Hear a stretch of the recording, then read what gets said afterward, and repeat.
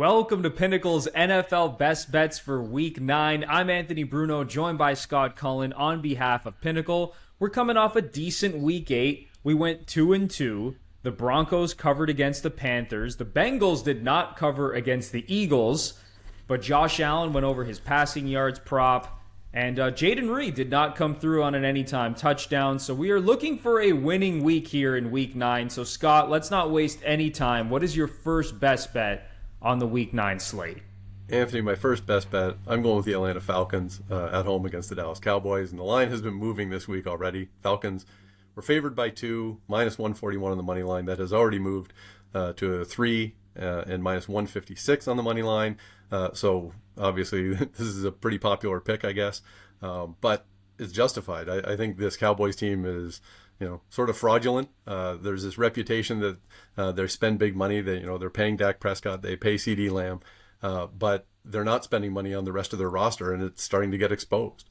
And you can see that when DeMarcus Lawrence and Micah Parsons are out on defense, the Cowboys are just getting shredded. And, this has really, caused them problems. They're giving up 8.2 yards per pass attempt against, which is the highest in the league. And they're going to go up against a Falcons team that is starting to, make some moves. And Kirk Cousins has thrown 10 touchdown passes in the past 4 games. The way I look at the Cowboys is I'm not sure they're going to be able to keep up. And that's sort of a sad statement because I don't think the Falcons are some overpowering, dynamic force. But the way the Cowboys have been playing lately, I don't see them going into Atlanta to win this game. Yeah, around 4 weeks ago on this show, I was kind of hesitant to call the Cowboys frauds, but I think they're complete frauds at this point. Their defense is getting absolutely gashed, especially on the ground. I was even looking at some Bijan Robinson props. He could be in for a monster game. I mean, even Tyler Algier for that matter. I really like the Falcons in this spot. I know you have them on the money line. At -3 as well on the spread, looks pretty intriguing. All over the Falcons in this spot. For my first best bet, I am looking at the Washington Commanders on the road against the New York Giants. So I am taking the Commanders at -3.5, -114. And I don't think it's any surprise at this point how good this Commanders offense is. When you look at all the metrics, first in EPA per play, first in dropback EPA, third in rush EPA, third in yards per play. They are moving the ball up and down the field at will, basically game in and game out. And there have been certain games where they've struggled a little bit in the red zone, but they are racking up a ton of yards and moving the ball so well. And their defense, very quietly, over the last 5 weeks has been very solid, ranking 4th in EPA per play since week 4. Looking a lot more like a Dan Quinn defense is supposed to look. And then we have the New York Giants, who are obviously a terrible football team. They're 2-7. The only teams they've beaten this year are Deshaun Watson's Cleveland Browns and the Seahawks on a last-minute blocked field goal return TD. So when you look at the Commanders, even when you go back to week 2, Jaden Daniels' second career start in the NFL, they beat the Giants by 3. They put up 425 yards of total offense and settled for 7 field goals. That game could have been a very different game. And then even last week, they only put up 18 points in the Hail Mary win over the Bears.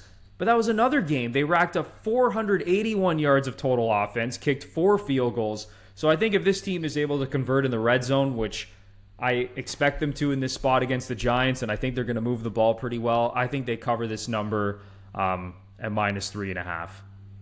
Well, I think Jaden Daniels has become, your patron saint here on this podcast because you get Jaden Daniels every week. There is potential for yardage totals or scoring touchdowns or what have you, but also just he's turned the Commanders into a real competitive team. And so when you end up with a matchup against the Giants, obviously that's a pretty good spot. So I'm hardly going to argue against it, even though I'm about to go pick a Giant for my next best bet. Yeah, and you said it with Jaden Daniels. I think he's probably been the most talked about player on the show this year. But Scott, as you're saying, you have someone on the other side of this game for your next best bet. So please Let us know who that is.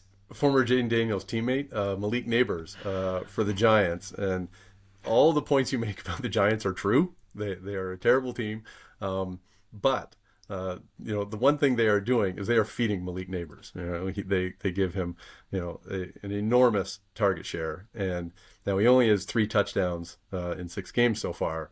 But the price for a Nabers touchdown against Washington this week is terrific. At Pinnacle, we've got him at plus 166. Most places have him around plus 120, plus 130. So there's huge value to be found there. And as much as Washington's defense is better, you're right on all those points. I don't expect them to shut out the Giants. And so if I have to pick somebody from the Giants who's going to score, Malik Nabers is the obvious choice. And considering the value that's offered at Pinnacle for a Nabers touchdown, I'm all over it. And he started, it was at plus 195 to start this week, and it's already come down to plus 166, which still a great price by comparison, but it's moving. Yeah, I mean, when you're looking at prices across the industry, I mean, this is a no-brainer. When you're seeing Nabers at plus 166 and across the industry, he's at plus 120, plus 130. Now, obviously, it's not a lock that this guy's going to score, but as you said, the target share is off the charts. He's obviously the heart and soul of this offense. And at plus 166, I'll take my chances with a Malik Nabers anytime touchdown. I am also looking at an anytime touchdown. So, Scott, remember last season when Christian McCaffrey was like Mr. Anytime Touchdown, scoring every single week and just printing money for everyone who kept betting on him each and every week? Well, there's another guy who's basically been putting up pretty similar numbers, and that is David Montgomery of the Detroit Lions. He has scored a touchdown in 6 of 7 games this season.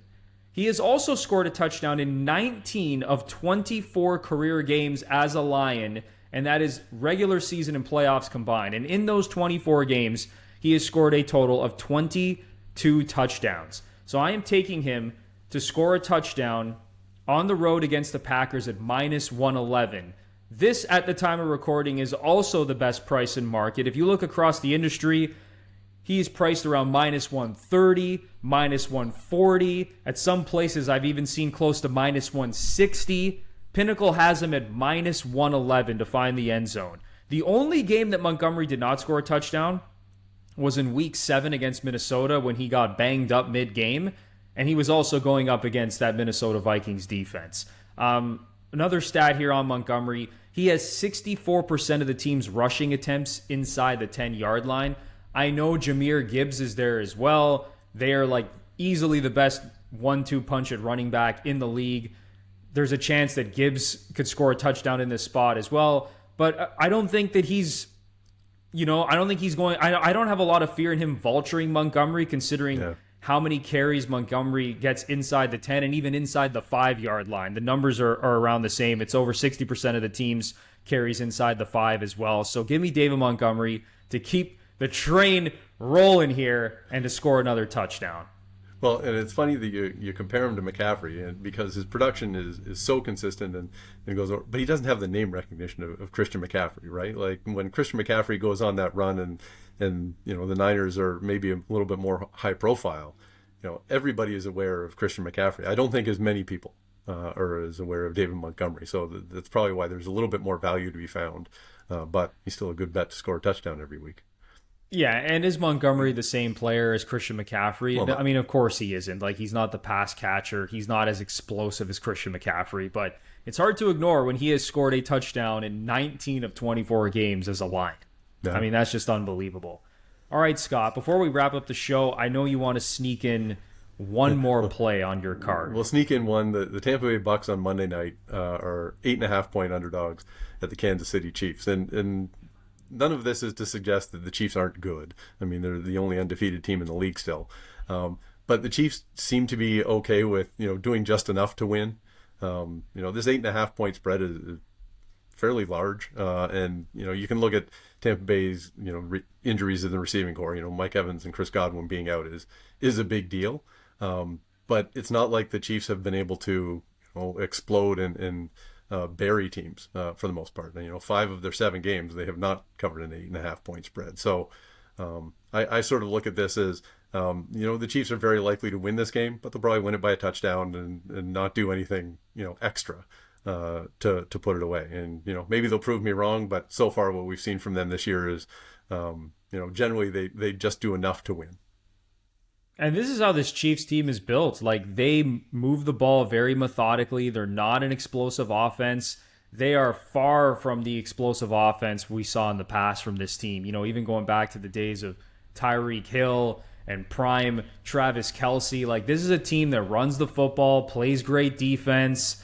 And they've been in some lower scoring games than we're used to. And this is not a team that's winning by margin week to week. Sure, could they win a game by 10 to 15 points by a couple scores? Yes, that's possible.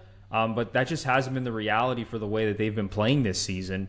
And I think the Bucs, even with the injuries that they have at wide receiver, there's a chance that they can keep this thing relatively close. We could see a backdoor cover. So yeah, I don't mind that play at all. Plus 8.5 for the Bucs on the road against the Chiefs. All right. Well, that is going to do it, Scott, for our NFL best bets for Week 9. We're hoping to have a winning week again after a 500 week in Week 8. So best of luck to everyone across the Week 9 NFL slate. I say this every single week. If you are placing wagers on the National Football League, you need Pinnacle as one of your books because we have low margins, which means that no matter what market you are looking at, chances are Pinnacle is going to have the best odds in the industry. We also offer incredibly high limits compared to some of the other sports books in the industry as well. So if you're looking to get down a lot of money, and even if you're not looking to get down a lot of money, as I said, when it comes to the odds, you're just not going to beat Pinnacle's prices on a lot of these markets. So that is going to do it for our best bets for NFL Week 9. I'm Anthony Bruno. For Scott Cullen, best of luck this week on the Week 9 NFL slate. And remember to bet smart and bet Pinnacle.